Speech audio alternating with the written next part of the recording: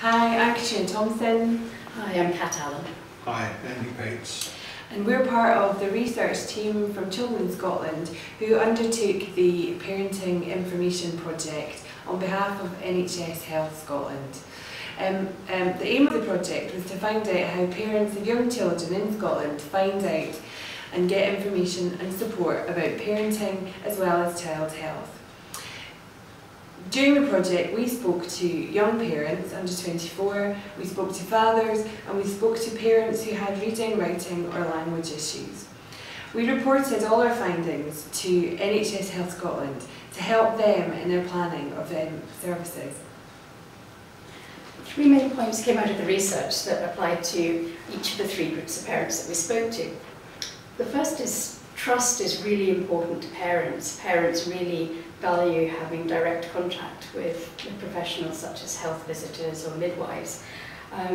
They need to feel that those professionals understand and respect their views and their experiences as parents. They also need to feel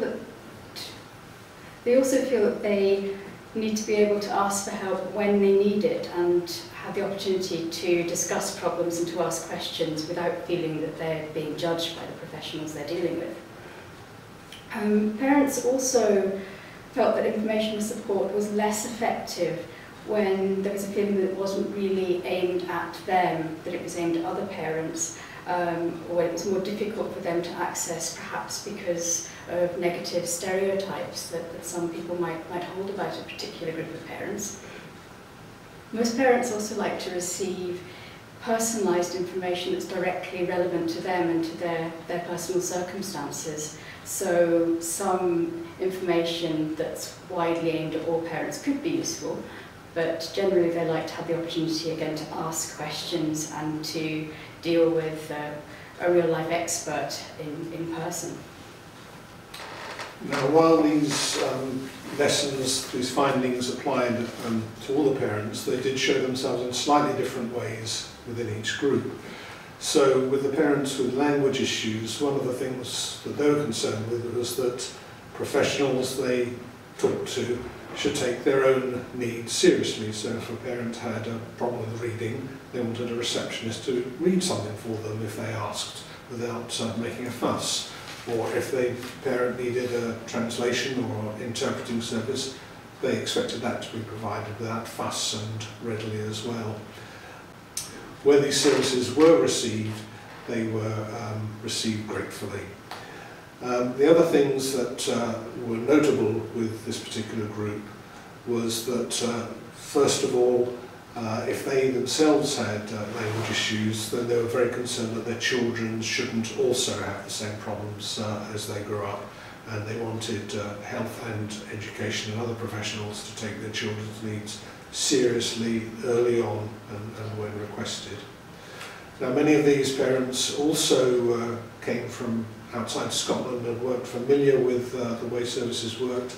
They really wanted services to be provided clearly and explained to them without problem. But that also applied to many parents who had been born and grown up in Scotland, so the access of services wasn't always clear. In terms of young parents, the 3 things that came out really were that they saw that the mother having the main responsibility for parenting. The mothers that we spoke to often had gone through quite difficult changes around the time that they were having their children. They often had to leave school, they also often had to move house and change the way that they spent their lives.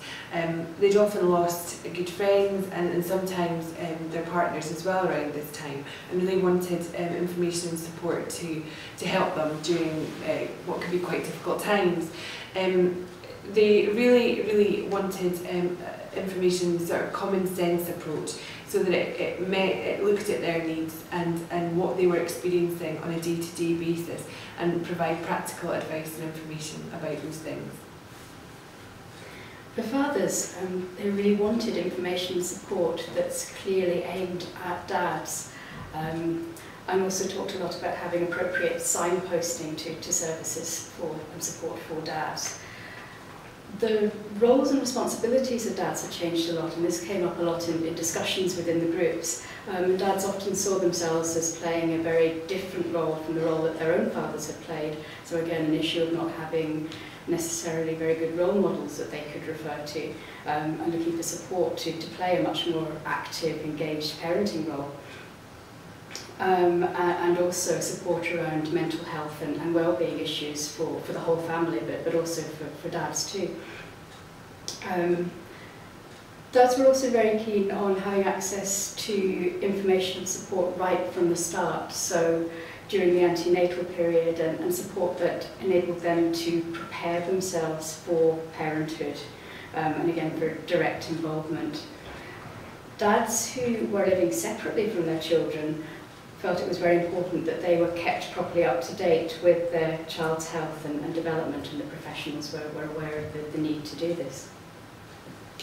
So the big lesson from all these findings is that parents expect to be treated seriously, with respect, and to have their concerns addressed when they raise them.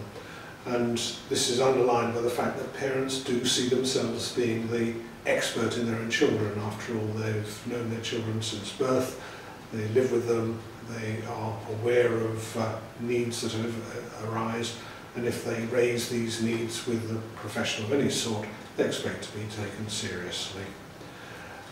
If you'd like more information, the full report is available from NHS Health Scotland. A summary report has also been prepared, which is available from Children in Scotland, and you just need to phone or email to ask for a copy.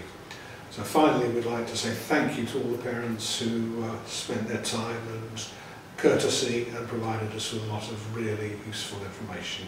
Thank you. Thank you. Thank you.